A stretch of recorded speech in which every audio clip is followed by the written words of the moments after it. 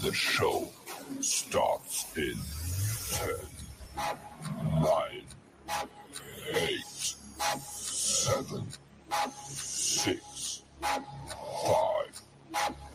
4, 3, 2, 1, go.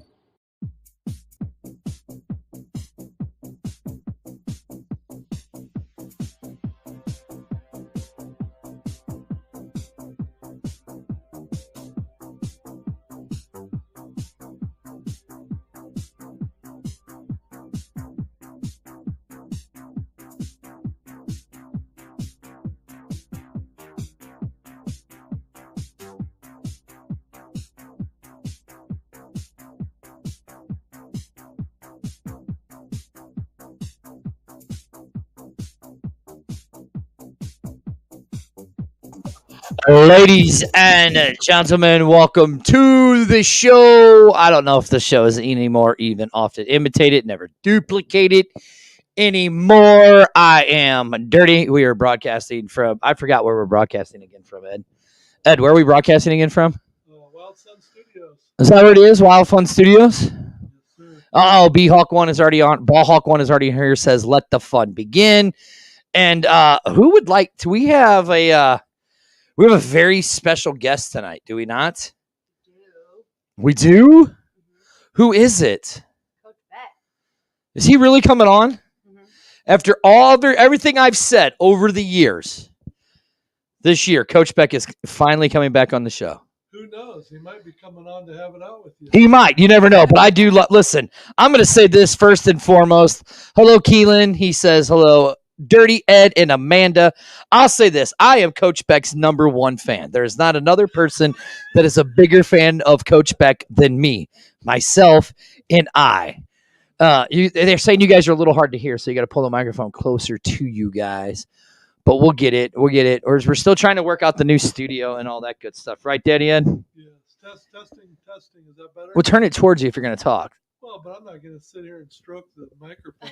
Ed, it'll look very nice if you sit there and stroke that microphone. Ed. Yeah, Let's not do I that. bet it would. It would, right? It would. You might learn something. Yeah, see, here Keelan says, love the coach, good dude. Jared says, Dirty is a dead man walking, rest in peace. Valerie says, hi, guys. Listen, there's not been one person that has been a bigger fan of Coach Beck than me. I mean, I've been the biggest supporter. You two have done nothing but blast Coach Beck all year. Well, I've said how Deanne, I'm sorry. Deanne. how Sorry. wonderful of a job he has done. He's done a great job. He has. Yeah, In my opinion, he should have been Coach of the Year. I agree. And I said that from the get-go, Coach of the Year. God. What did I? Yes, I did. Oh, you- I said Coach of the Year. I said Coach of the Year. No, I believe Anthony Beck, Coach of the Year. Arlington. get it out of your Where you system. at? Get it Daddy out of your Ed. system. Daddy Ed. See, Get Keelan says, I agree with Dirty. That's what he said. it out of your system. Keelan. Listen. But we are going to be joined by Coach Beck at 8:15. But let's really talk about it. The XFL had some changes, it seemed like, over the past couple of days Mhm, in the office. mhm. What might those changes have been? I don't know. I think some people might have gotten in trouble. Are you talking about the the St. well-deserved Louis people? market, or are you talking about the XFL? Well, I mean, I just think that, they did some changes and stuff like that. Dirty will be dirty. You are right. I am. Never know what Dirty is going to say or I'm going to do. But anyways, no, I mean, it's interesting. A successful first season with the XFL, right? And now we're making changes in the front office across the board, right? I think one city that kind of got unfairly just was the Vegas city. Vegas got unfairly done. There's only, I think, one person left in Vegas. And that's Aaron. Did a great job. Aaron did a great job in Vegas. I was going to say the head coach. Well, no, Rod Woodson's still there. Rod, are you kidding me? Rod Woodson did a great job. Okay. Second best coach behind Let's Anthony ask, Beck. Let's ask Coach Beck that. Let's ask Coach Beck that when he comes. the on. second greatest I don't head know about coach Woodson. after behind Anthony Beck was Rod Woodson. Yeah, let's ask Coach Beck about Woodson when he comes on. Okay, you want to? We can. About the I mean, last game. we're going to have him for 30 minutes, right? How he didn't get his steak dinner. He's probably going to love our show so much, we're probably going to have him for 45 minutes or an hour. That could. Good doctor. Do we know who was canned yet? Tune in tomorrow. We'll break that down list on the X Fan Show. This is more about the Battlehawks. We have Coach Beck coming on at 8:15 in just 10 minutes.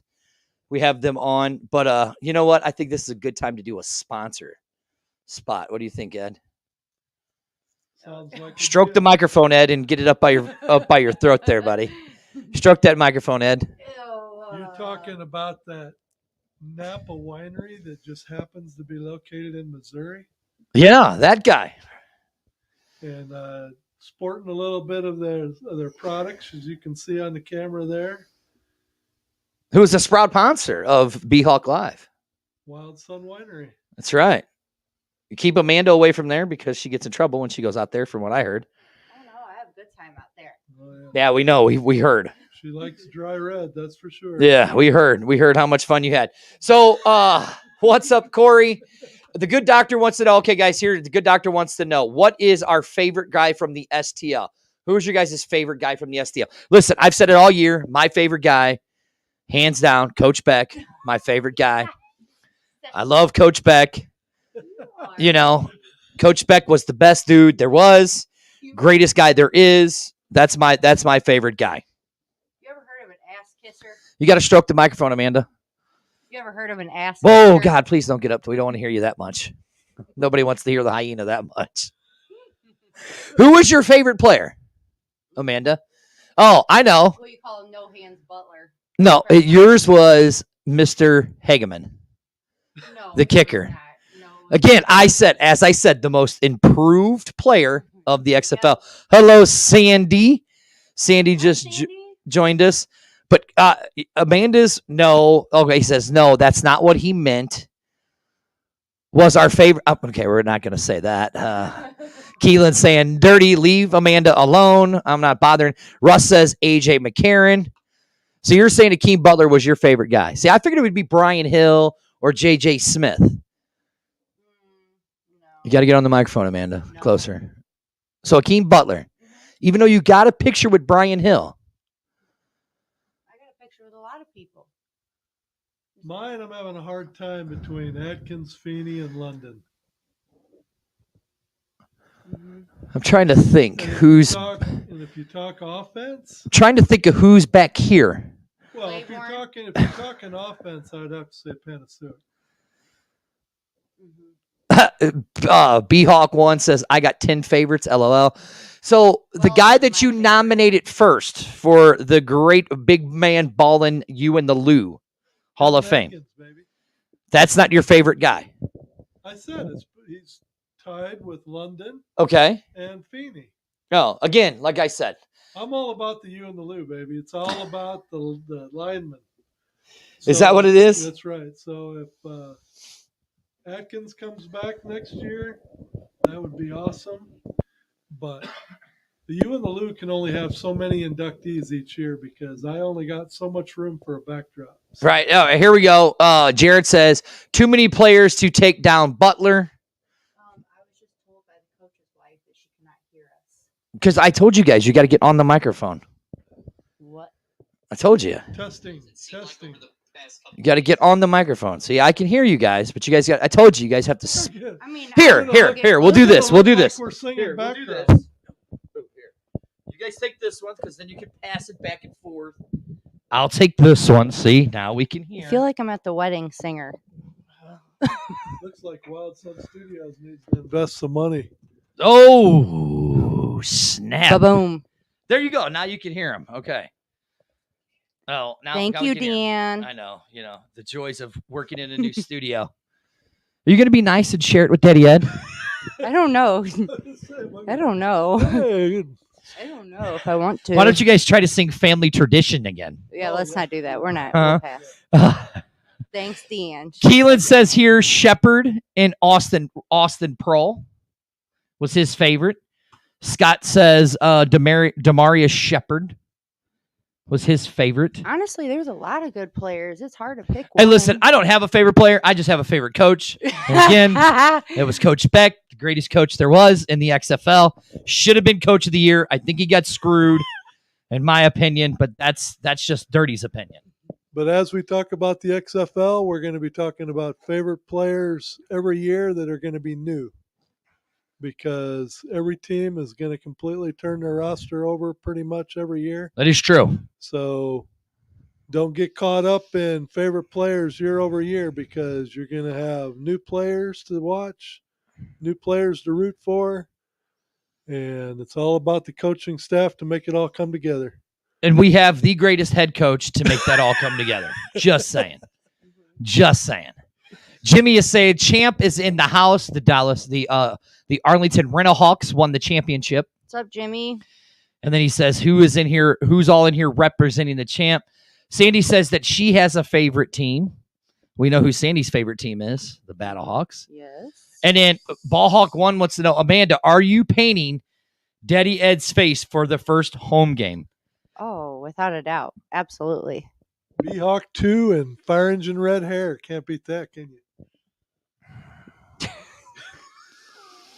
Congratulations, Dirty has lost all control of B-Hawk Live again. Daddy Ed and Amanda just taking over. Heat Miser's coming to town, people. Doing their thing. What's up, Jimmy? Yeah.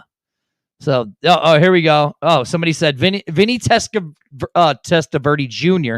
Looking forward to the 2024 season to see what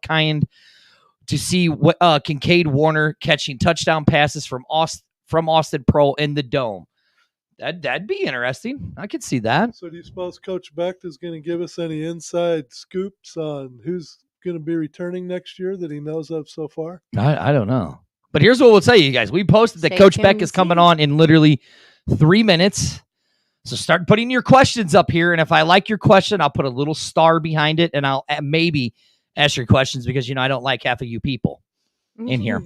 But anyways. They might be enjoying some Wild Sun wine on the other end of the microphone right, as we speak. Who? Us or The Beck family. they might be? Yeah, we'll have to ask the Beck family how they liked Wild Sun, won't we? I mean, that is our sponsor. So I think Yeah. we should ask. We Don't you should think? ask. Absolutely. Yeah, we just got to realize that we want them to be totally honest. So we're laying it out there. Like I said, listen, like I've said, I've been honest all year.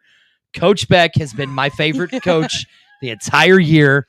There's not been one coach better than Coach Beck. I mean, look, we have the jacket right here. We have Yeah, and it was on player There's 54, only correct? 4 of those jackets Mhm. in existence. Mhm. The 3 of us each have one. Well, 2 of us have one. Well, 3 Somebody of us- stole somebody's jacket. Well, 3 of us have one. There's no doubt. But yeah, me, Oh, just call me Big Daddy Dave. hold on, me, Amanda, and Coach Beck have one of those jackets. Somebody else Big Daddy bogarted Dave one and has stole it. too, 5-fingered it. and he will never see it again. Jesus, Ed. Well, Sandy wants to know what kind of change is there going to be next year. That is going to be a good point. Like, what kind of changes do you think we'll see next year? I mean, it's still early. To be honest, I don't know if I want to see any changes from this year to next year. I mean, okay, I'll take that back. I lied. I would like to see better scheduling for certain cities. Yeah, the first games. You got to get the away- microphone, Amanda. First all games away where it's really hard. Ed, she blabs so much, she just doesn't know how to use a microphone.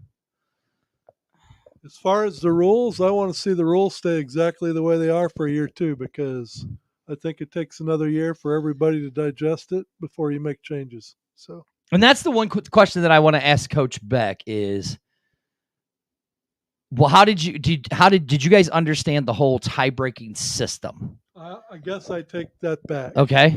With the exception of the tie-breaking system, I think you don't want the tie-breaking system to be determined by one team running up the score on another team. I kind of agree with that. I don't think that's good for the league. Oh, man. Oh, God. Ladies and gentlemen, there he is, the greatest head coach in all of the XFL. He's here. He is. He's the greatest head coach of the XFL. Should have been coach of the year. I said it all year long. Coach Beck should have been Has coach the of the best year. wife ever. He does. Look at him. There he is. There he is. There's the man himself, the one and only Anthony Beck. Sir, how are There you? he is. What's up, guys? How you doing tonight? We're doing good. Now, sir, before we go any further, I just have to go on record and say right now, don't listen to Amanda and don't listen to Daddy Ed. I said you were the greatest coach there was. You were the best coach, and you should have won Coach of the Year. They disagreed with me, but I stuck up for you. That's all I'm saying, sir. Well, I don't know about the greatest coach in the world. I appreciate that. It was a good start. I have a 70% win percentage, which is a good first year, first time head coach. So I'll take that all day. I mean, obviously, it would have been like to gotten into the playoffs and that whole scenario, how that went down. But just proud of my players, proud of the team, proud of the city, and we'll be better again next year. We'll reload and we'll make a run, and hopefully we can be a better team in year 2. Right now, you just really answered a bunch of our questions that we had. So I want to go back to the first thing you said, and Ed was actually just saying it before you got on about the playoff rule thing, right? How was it? How did you guys understand it when it was presented to you guys in the beginning? Well, the tiebreaker rules are all NFL tiebreaker rules. The problem is in between divisional wins and where you get to the points, is there's supposed to be conference situations and stuff like that. Well, we didn't have that. That's the one caveat that really the NFL never gets to the points scored because they have those other areas where they can break the tiebreaker. So unfortunately for us, that's where we fell into. We had our opportunity against Seattle, but with that being said, I mean, at 7-3, the second best record, at least tied in the league. You'd like to have gotten in, but the way they set up the structure, first and second gets in. I believe that's going to change next year. Pound my hand on the table for that one, and we'll see. But again, I think from a business standpoint in the league, they want the 4 best teams. But, I think, as we got into the end of the year, every team was improved. Arlington clearly was a much better team, better team with Luis Perez as well at the helm. And they gave them problems the last time they had played them. So I thought the matchup was good, and it really didn't surprise me that they did what they did. So, but again, they got into the show and they took advantage of their situation. So would have been nice if we could have done the same. I felt like we were a hot team going in. But again, we'll see how it rolls out next year. We'll try to duplicate that and get, another win, an extra win to get in. There you go. So do you think it's a good look for the league if we get caught up in the fact that every game teams are scrambling to the very end to try and put up as many points as they can? I mean, I'm old school, so I'm all about winning with dignity, and I just don't think it's a good look for the league to try and pour it on a team that's maybe already losing by 2 or 3 touchdowns to try and add that extra 7 to 10 points before the time runs out. Yeah, I mean, it really should never get to that point anyway. I mean, like I said, the scenarios and the fact that the tiebreaker rules get to the points, it's very rare or random that could actually happen again. But, look, it happened year 1. So, again, I think the rules will change. I think it'll be a little bit easier. I think the 4 best teams will probably be the winner of each division, and then they'll just reseed the best 2. But, again, you hope that each division, you just didn't know what teams were going to be good in year 1. So, you couldn't just assume that, the 4 best teams were 2 of the best in each division. That was a tough area. Maybe just wasn't thought out as much.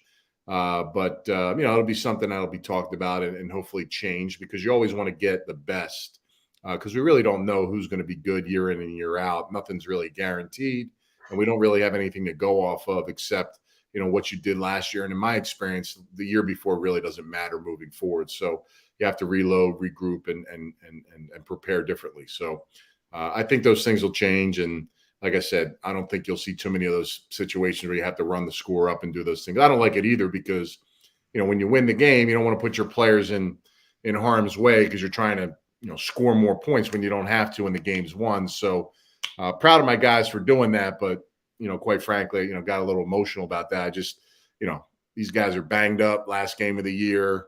and really trying to put it on this team. And we gave up more points. That was the problem. And it gave them more chances because we scored so much to potentially score as well. So, it just didn't really work out in our favor. Now, Coach, we're actually talking with Coach Anthony Beck of the Battlehawks, the guy who Dirty said should have been Coach of the Year and said he was the greatest coach of all of the coaches. But now you said something interesting when you first came on. You had a 70% record, right? Now, do you realize there was five rookie head coaches, basically? There was two. Woodson, Hines, myself, T-Buck. Reggie had already head coached at the college level for a decade.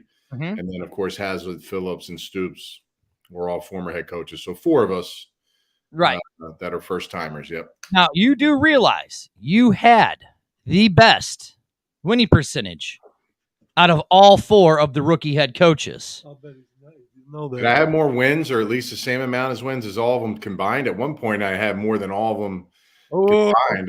How many did Vegas win? And Hines won 3. Vegas won 2, and then T-Buck won 1, right? So did I tie them? You did tie them, but explain. You did have some coaching experience. You know what I'm saying? You had some, but not at the level as the other 4 guys. Do you think it could have been your analytics when you were as a guy up in the booth, or what do you think gave you the advantage over them? Well, the advantage is we had good players. I mean, the players make the staff. Now, obviously, scenarios, situational things. I took a lot of pride in those moments. I think that I never want to be the reason why we lose a game because of a decision that I made. I was fairly aggressive throughout the whole season. I trusted my players, and I let them dictate the outcome of the game as much as possible. We had some key calls, some fakes, some special teams things that we did that worked well for us, that were exciting. But it's a collaboration. Of course, you got to have your staff prepare your guys, develop your guys. But ultimately, it comes down to the players going out there and performing. And from top to bottom, I felt like for the most part, our players all bought into the vision and the goals and kind of the mantra of what we were as a team. And that showed up, most weekends for us throughout the year. Now, you did say I did like it because there was a question on here, and I'm trying to find it to give him credit for it, but you did answer it. What did you like when you did the first playoff fake punt and scored the first touchdown of the XFL? What was going through your head? What made you choose that play at that moment? Yeah.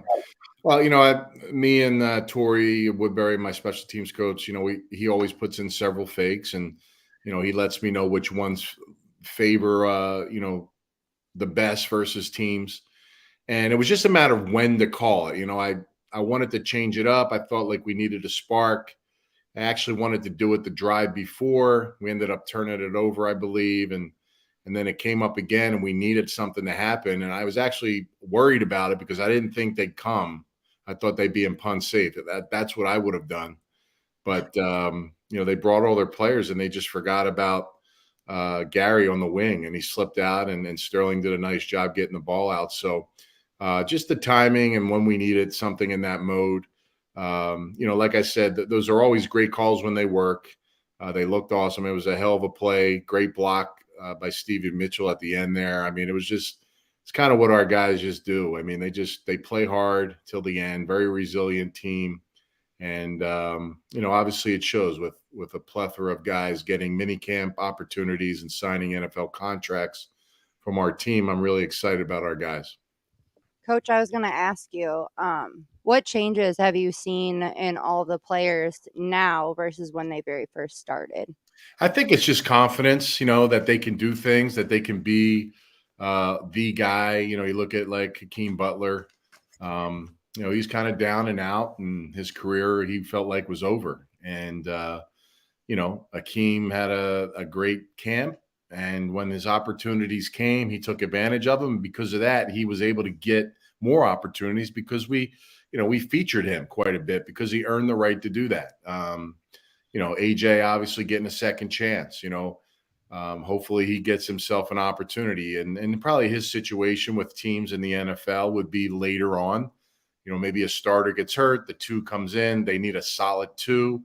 There's only a few teams that really don't have a solid 2, but probably going to play it out a little bit. So he'll be live, throughout the off season and through the season as well. So, but we got a lot of guys, man, that, linemen, linebackers, all these guys. I just think that they just needed more reps, more eyeballs. And I always preach to them, as much as they wanted their individual statistics and their individual goals that they wanted to get that limelight, the only way we're going to get that is if we won football games. And that kept us relevant, and it kept them relevant. So every time we won, it put us on a pedestal, a platform. It showcased our guys. And, if you look at Orlando, that may not have gotten as much visuals because of their record and what they are. And they had some good players, but it's really, the team, the sell was the team doing well allows the individual players to get the visuals, get the eyeballs, and have success, and hopefully get the opportunity they want at the next level. Now, Coach, here's a question from a lady you met at the very first, I guess it was the very first happy hour that we did in Ballpark Village, Sandy. She wants to know, what kind of changes do you think they're going to be next year? You kind of answered it with the playoff system, but what other kind of changes do you think that we'll see next year? Well, from a football side, I don't know. I mean, maybe there'll be some discussions. I mean, I'd like to discuss the challenges. I'd love to see two challenges, or, you get the challenge right, you get another one. If you get it right again, you get another one. And that might seem tedious, but how many guys actually got them right? I think that the problem with one is, when do you use it? How do you use it? Do they have the camera angles that you want that can help it be successful? It's really tough for a coach to figure out, when, you're always like, save it till the end, save it till the end. Well, the end may be the most important play. It may not. So if you have 2, I wouldn't be as nervous to use it throughout the game and then still know that I have one in my hip pocket. But, I think that'll be something. I think adding another one would be easy and great. Dean was pretty quick with the answers when the challenges happen. So I think that hopefully will be something that would be up for discussion. But as far as anything else, I thought everything was really good. I think from a league standpoint, from a team standpoint, everybody gets assessed, from top to bottom.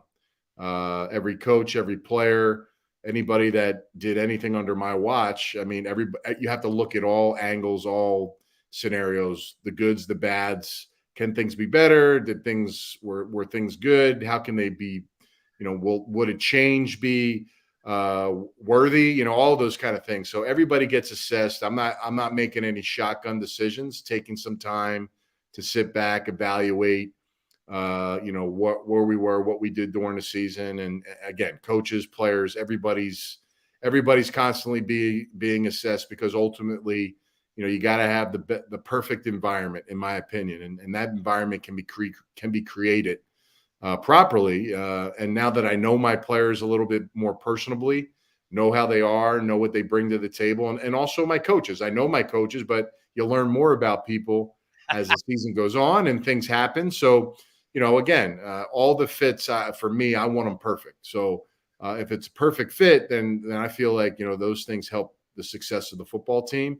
And there's a certain way I want things done. So, but all in all, I'm proud of everybody that worked under with our team, our coaches, our players, for everything they did this season. But as you talk about the decision as to whether you challenge a call or whether you don't challenge a call, I will say, as a frustrated Battlehawk fan, it had to be in the back of your mind when deciding to challenge a play or not. Are they going to have the right angle? Because how many times did you just assume that they were going to have the tell-all, know-all look at these plays, so you challenge it, only to find out after you wasted your challenge that he just didn't have the camera angle, so they're leaving it as it is. Oh, he's looking angry. Yeah, most of them probably. I mean, several. I mean, the offensive pass interference on Darius was clearly not. I mean, even with the angles that they have, I just didn't see it. But again, even if they overturn or don't overturn, they need clear, concise visual evidence. So you can't assume anything in the video; it has to be shown. So again, it is a challenge. Again, adding one more, I think, would help. And of course, we get some more camera angles. And they don't have to be handheld guy. They don't have to. They could be placed, down the sidelines, down the end zone lines. Those things to me can help. I was going to say, is it just a matter of the XFL committing more cameras to the field to be able to get these shots that they need to make your challenges worthwhile? Yeah, I think so. I mean, look, it's all budget, right? There's a cost to do those things. And, ESPN has a lot of cameras at our games. So it's just a matter of, can you add again, are there ways to amp it up without manpower, I guess, right? So you kind of put them strategically in the stadiums where you add these different, pylon cam, whatever it may be, first down stick cams. Stuff like that where you can kind of zoom down the lines or, go up and down the sidelines and stuff like that. So again, it's all cost, right? So, hopefully we can increase it. If you get two more, that'd be great. It could be helpful. It could be a difference between, like you said, getting it right or getting it wrong. So we'll see how that goes moving forward. See now, Coach, you're not giving yourself enough credit. I don't know if you realize this. You might. Don't know if you realize this, but do you know you had the second highest success rate when it came to challenges? I didn't know that. No, I felt like I lost them all. You did. You had the second highest. You had the second highest rate, and if I'm not mistaken, it was against. The guy you were tied with was or the guy you was above you was Hazlitt. He had the highest success rate, but you had the second highest success rate for challenges. So see, you knew what you were doing. It was just, like I said, Dean Blandino was an idiot. He didn't know what he was talking about. He's so full of Dean was always trying to stick it to you, Coach, because you were so outspoken, and it was just Dean Blandino's fault. I'm sticking by my story. Well, I had a good relationship with Dean. We speak often every week. I mean, and a lot of the points I brought up were valid. There were a lot of calls that were missed that were not challenges that I felt like I got a lot of apologies for. But, I think it's from the officiating standpoint, they needed a year under their belt to figure out how this thing's going to go. And they're going to get assessed as well as far as, this is what we did from last year. And we got film and tape every week, coaching tape, teaching tape of situations that should have been called, that were called, or going to be emphasized. And, you got to be constantly on top of the things that you see, and you pass on the information. And I do believe Dean does a good job of bringing that to their attention, because they do come up to me during the game and say, hey, we know about this or that. So, but, look, it's always subjective sometimes, and everybody sees things differently. So, you just got to kind of, I didn't really want to argue. A lot of the coaches wanted to argue and yell at Dean. And at the end of the day, he's looking at it. If he doesn't see it, he doesn't see it. So what else can I do? There's nothing more to get bent out of shape about. So I trust that, he's got all the angles, he sees it, and, makes the call that's proper. Now, I'm glad you said that about Dean Blandino, because I did like Dean Blandino. I think he did do a good job. I just like to joke. But it's funny that you said that. So take me into that, because I know that you guys had meetings every week with Dean Blandino to discuss those kind of things, right? So, what was that? What was that group? What was that like? How was that powwow between you guys and Dean Blandino every week to figure out what was going on and what you could change? Because you did see it did improve as the year went. Yeah, they weren't like group meetings. Basically, when I watch the film, I take notes on what I saw, what was called, what was not called, what looked good, what looked bad. And I make those notes. I send them to Dean, and then Dean will look at them, he'll respond, and then we'll get on a call and talk about any of them at a further length. So there's no specific, powwow that we have. It's just, text him or call him whenever you want. I mean, he's open access.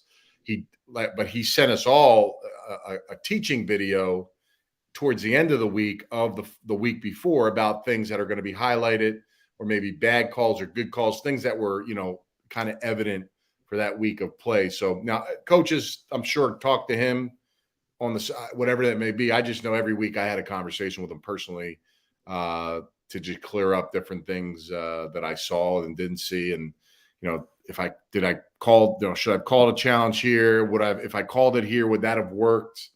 So those are the things you just trying to learn every week so that when those times and situations come up, I can be ready for them and make the right decisions. Okay. Yeah. So there you go. So I got my clarification. Okay, Coach. So tell me about the Battle Dome and what your favorite moment was. Now you just stole Keelan's question. Oh, okay. Sorry, Keelan. But what? Yeah, tell me about all of that experience of walking out there with the team and all the fans cheering and yeah. I loved it, man. I'll tell you, it was really impressive. I'm so proud of the city, the way they came out in full force every single week. Just so passionate. Really tried to get involved with the fan base as much as I could this year, and we'll continue to do that because I'm just thankful for what we have. I think it can always be more. I'm selfishly and greedy every week that I always wanted more fans. I also know that, there's a lot of other options for people on a week-to-week basis. MLS is going on. There's concerts. There's all kinds of stuff, and I totally get it. And then, of course, how many seats are actually available each and every week? There's a plan, there's a strategy to try to figure things out. It's year one, and I get it. But again, I thought it was tremendous. And of course, when you win, I think that draws a crowd as well and keeps them interested. So we tried to get that, so that was part of the deal when we came on the show before. I'll put the product on the field if they show up. And we both held up our bargains, I thought, in 2023. So goosebumps, just great. I just, to spin around and look at the crowd, full circle, all those seats in that lower bowl filled. I mean, nobody else had that. Nobody else got to embrace that and feel that energy. And I thought they did an awesome job. And hopefully, they come out even more next season. So we'll call this the reflection minute, but actually, for me, it's probably Coach Beck. Please help to get me off the ledge. If you look at your away games, you went 4-1 on the road. You had pretty much victories over the Vipers in Houston, where I felt like you totally controlled the game. You had an exciting come from behind win at Seattle. You was right in it with DC the whole time. Now you turn tables and you talk about playing at home in the Dome. We ended up going 3-2, but we had the game against Vegas where we won it right at the end. We had a game against Seattle and DC where we really didn't look very good. Now that you've had a chance to reflect on our home games, what do you suppose, or what do you think was the biggest reason that, I don't know, I felt like we maybe played some of our, I wouldn't say worse because I didn't think we played worse, but some of our lesser games seemed to be. Boy, now he's never coming back on the show. Good job, Ed. Well, facts are the facts. I mean, we didn't play as dominant as we wanted to. That's a great question. Yeah, it's something I think about often. Was it because defensively the crowd was so loud that we'd hope it deter them, but it hurt us in communication, and we found ourselves in a lot of poor communication situations in some of those games on the defensive side. Offensively, we never really started fast. Any game, I don't, maybe the Orlando game because we forced to, but maybe we just the way we called things. We just have to reassess on the first couple drives. What was going on that we couldn't really get what we wanted, and it was a disappointing because I really was persistent in every time we had a home game and how we prepared during the week, thinking about and speaking to my players on how to genuinely prepare them each and every home game differently, because I tried many strategies to get the guys better prepared for the moment and the start of the game. They always practice well. They practice hard. some of our best practice weeks were our poorest performances. And I've been there as a player and I get it, but also, it should translate into some positive things for you offensively and defensively. So, it's something that has to be better, in my opinion.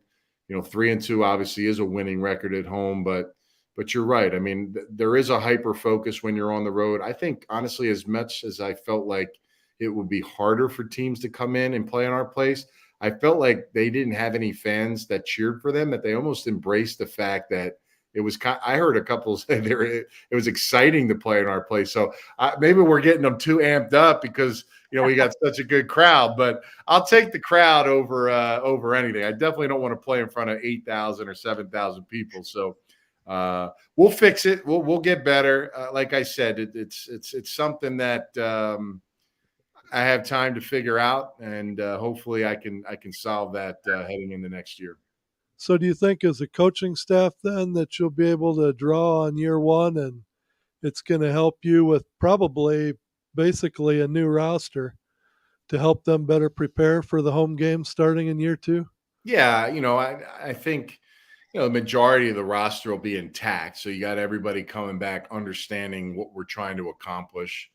But, we're also in the business of developing players. So, I want as many young, fresh, exciting, fast players that I can find. We'll try to get a few in this draft in June from the guys that came out of this draft class that didn't get drafted and signed after mini camp. And then as the fall season goes on, we'll start allocating players all the way through to the end of the year. And then, we'll get our 70 for camp. So I want more speed. I think number one for me, team speed is utmost important for me in this cycle. So, that's kind of where I'm at. And, a little thicker up front on the defensive line. That's probably my goal if I can do that this offseason. Coach, I'm going to get into my feelings for a minute. Oh, I apologize, Coach, that the hyena is going to get into her feelings. As their dad, look out. Hurry up. We got like Anyway, 5 minutes left with Coach. I know, I'm going to be quick. Coach, I just have to tell you from an outsider standpoint, and I was telling your wife this, whom I love, by the way. Thank you. She appreciates the wine and the beer you guys sent. Thank you very much. That was nice of you guys. Speaking of that, Coach, what did you think of our sponsor, Wild Suns Winery? What did you think of it? It's great. Yeah, no, it's good to get a couple bottles. I think we cracked one open like maybe a day or two after we got it, and it was good. I liked it. So I'm not my wife is the wine connoisseur. I'll have it occasionally, but I'm straight vodka soda kind of guy. But I got to show Coach something. Okay, Coach, real quick. I just want to say from an outsider standpoint, you are a class act. You're an amazing coach. You definitely, I saw you bite your tongue a few times during the game, respectfully. So I just have to tell you, as an outsider looking in, you did an awesome job. You are a class act, and St. Louis is definitely very proud to have you as part of the coach. Well, thank you, Amanda, for that. I try to be me. I try to be the person that I am in front of my players and coaching staff every single day. And, quite frankly, I mean, there's a lot of ways and a lot of coaching styles I've been around, angry, yelling, cursing, jumping, all those kind of things. All that work and all that stuff can happen during the week. And then quite frankly, the distraction of it sometimes can bring your players down, So we try to push and prepare them throughout the week so that they can go and play loose and do their jobs. But, for me, I just, the work is done during the week, and I just try to sit back and enjoy it and just not mess up my part. My part is to win the situational part of the game and make sure that we do the right things throughout. And there's a lot of stress, a lot of thinking about that. I mean, I'm constantly, I think, you guys see me looking up a lot at the scoreboard. I'm constantly looking at seconds and points and what happens if these points go on the board and what we need to do. And, those are things that I constantly imprinting in my mind to make the correct decisions so that, we have a chance, because we're always in the game, right? With this league, you always have a chance to win. So, but I appreciate those words. Like I said, I just humbled to get the opportunity. I wanted to make sure that, I did well for the ownership and the folks that gave me the opportunity, and, let them know that it wasn't a fluke and it wasn't some type of con job or tricky talk. It was real talk and real results, and just fortunate for the opportunity and taking advantage of it. Coach, I know you mean business when you put your little, what do you call that thing? Little flipper. When Yeah. you put the flipper up. Now, Coach, I know Hands we're on in your overtime. We're in overtime with Coach. We said That's when I flip it up and I start cursing. right, exactly. So that nobody hears it. Coach, I don't want my staff to get upset either. I got to keep them focused. we watched Player 54, the very last episode, of episode 9, right? Coach, you got to come back on because I can't keep up with all the questions. You've answered a lot of the fans' questions, so you got to come back on and do it again. But, Coach, do you realize I got something to show you, Coach? Are you ready? I brought you this, Coach, when I went to Seattle. Oh, no. Oh, yeah. Yeah. Coach, does this look familiar to you? Yeah, that's it. I see it, man. I still got my jacket. We got it in the equipment vault. So when I come back next year and it's chilly early, when I got it, the chill was kind of over. So I didn't really have a use for it. I gave it to you in Seattle when I was up there. Yeah, no, when we came back to Dallas, we really didn't have any cold days. So. Right. Yeah. But now, Coach, there's only 4 of these jackets in existence, right? Right. You have one, and the B-Hawk Live all have one of these coats, right? Pretty sweet. Yeah. Now, Coach, we got asked so many times. So, Coach, you got to do me a favor. Now, you know who made this coat for you, right? The mayor of the XFL. Right. You know who the mayor is, right? Who is Van Hurst, the mayor. Okay. Always in his Seattle get-up, right? Yeah. Now, you got to do me a favor, Coach. You got to pull some strings so we can get some of these Battle Hawk bomber jackets made for next year. Is it possible? Yeah, I'll see what I can do. That seems like it's above my pay grade, but what I would do if I were you is you make them and you go old school and start, selling them on the corners of the stadiums. And, I got in trouble because I had to change the name of my show to. Well, hey, I'm not telling you, Thanks for getting me directly coming from me, but hey, no risk it, no biscuit, right? So you gotta try to find a way. If it's not going to go through the league, then like I said, you're going to have to find other avenues to. I got you. Now, Coach, I'm sure we will see you in July when you come to town for training or for the showcase and all of that stuff, right? Yeah, I'll be up in St. Louis July 7th for that showcase, and I think I'm coming in early. They're gonna have some things built around that, so block those calendars off for the 6th and 7th, and hopefully see everybody up there. Well, let us know when you come into town, Coach, because we'll take you out to Wild Sun Winery, and it'll be our treat for you and the missus. All right, sounds good, man. I appreciate you guys. No, if we were, we're in overtime, Ed. Hurry up, Coach is already mad at us. He's 3 minutes over. It's gonna be quick. I'm flipping my headphones. Ed. If we were to, send any future shipments your way on the beer side, you got a chance to taste test a few of them. What's your beer choice? In general, my beer of choice? Yes.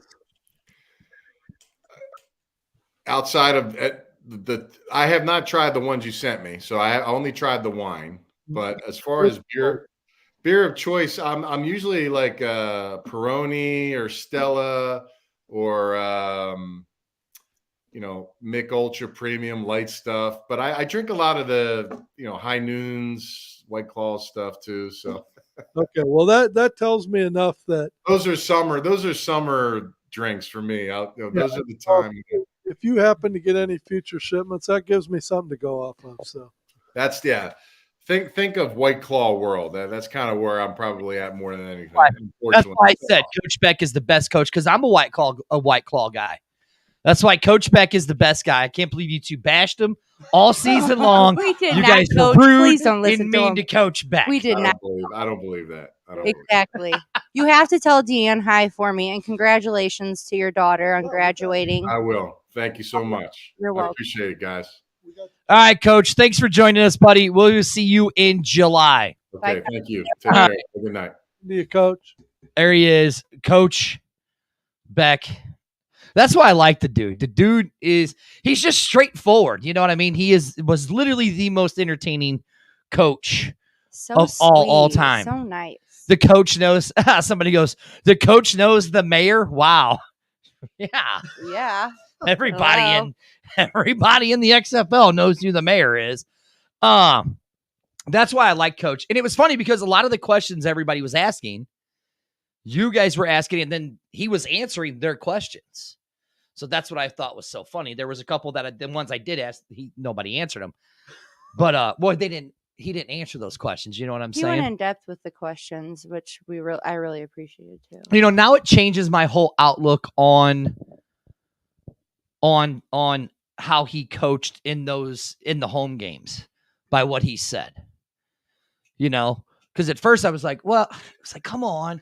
But it was the way that he said it and all of that and how he did it and what, you know, the crowd and all that. It was like, did they really expect that kind of a crowd?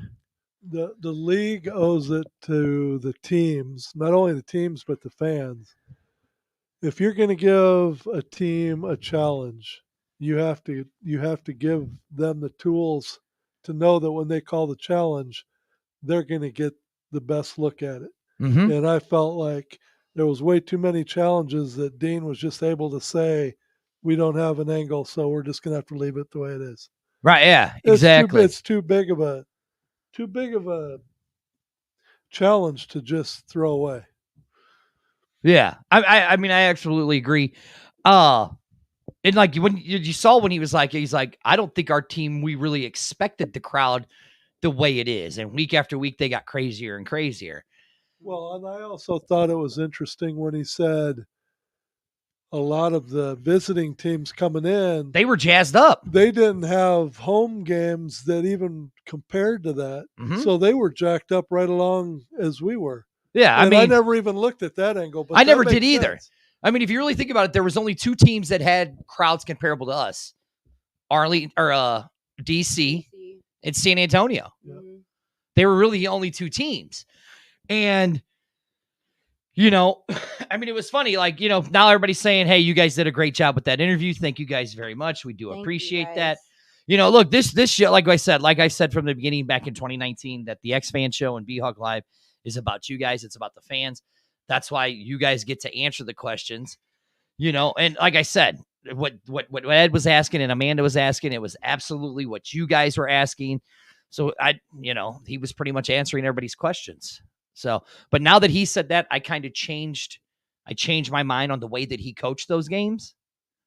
And now I see what his point is saying, like you just said, Ed, is that some of those teams were coming in to, oh shit, we're only paying 9,000 to 10,000 people.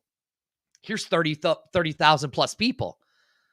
Let's quiet these bastards. Yeah, the energy had to be incredible. Right. And I mean, and if you really look at it, that's what DC did to us. That's what Seattle did to us. They came in and they quiet that In a lot of crowd. way, that's what Vegas did to us too. Well, I mean, yeah, even though we ended up winning the game. I mean, if you really look at it, most of our games were won by one possession or less all season. So, I mean, we really kind of were like the comeback kids of the XFL. I mean, he made that team feel like they were all family too. I think that's what I loved about it too. You know, I'm getting in my feelings again. Sorry. It's good. Big Papa G says, Big Papa G? did Vegas even have anyone show up? That was mean. Big Papa G, they only had 4 weeks to get the place ready to go. Don't get him started, Big Papa G. Russ says the questions were great. Keelan says that the interview was great and very informative. Again, like I said, I started all this way back in 2019. I started it for the fans, by the fans. You guys basically dictate what we talk about and do on the show. So for that, you guys did it. It wasn't really us, but Ed, asked the questions that most of you guys were asking. So yeah, good job. Good job, Dad. Way to go. Anything else? I mean, there really isn't a whole lot to talk I mean, about. Coach answered Yeah. Let's the talk question let's so talk well. about the rookie. But we only got 5 minutes left now. There you go. Talk to us about the rookie showcase or the rookie draft. We don't really know a lot about it yet. We just know Coach said that he's got some. The one thing I did like what Coach said, because if you remember when we did the show before, when Coach came on the show before, he said he was wanting to get hands, right?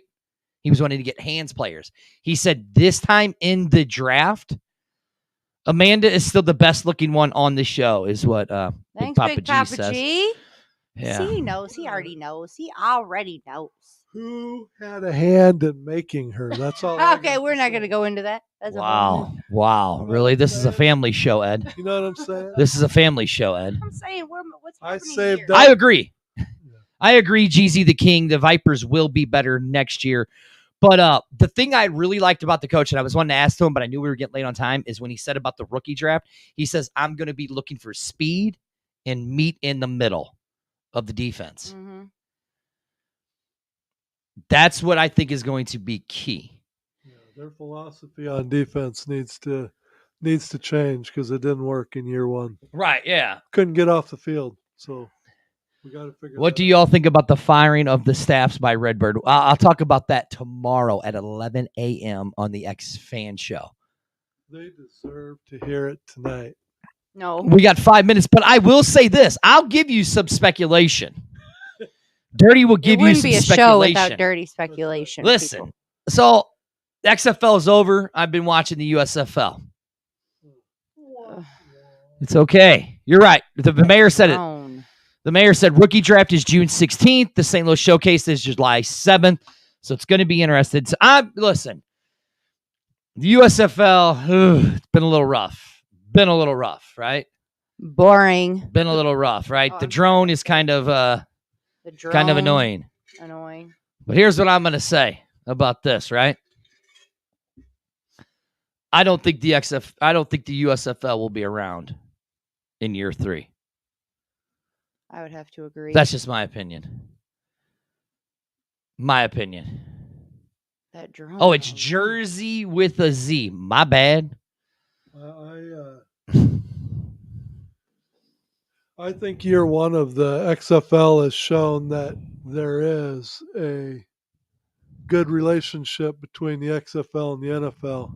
Uh-huh. And I think the pipeline of talent going from the XFL into the NFL is only going to make the league more popular for players that are trying to get there. And I think the XFL is going to be the overwhelming choice of players Mm-hmm. starting next year. I'm just doing some research on this. That speculation is not over.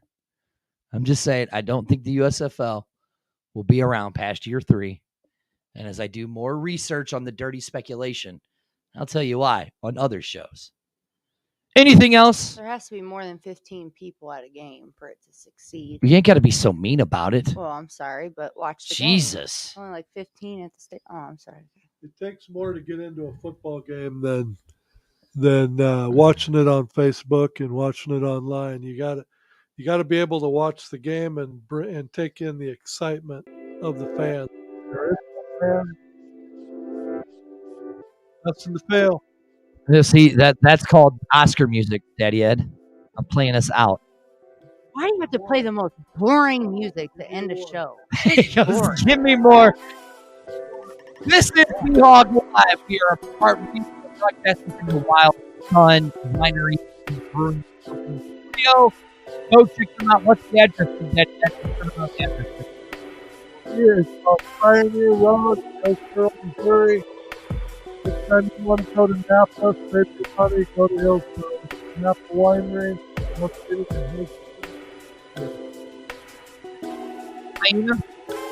Oh, you gotta go. Their line's good, people. Is that all you got to say? Oh, yeah. Their line's good, people. We'll see you guys next week.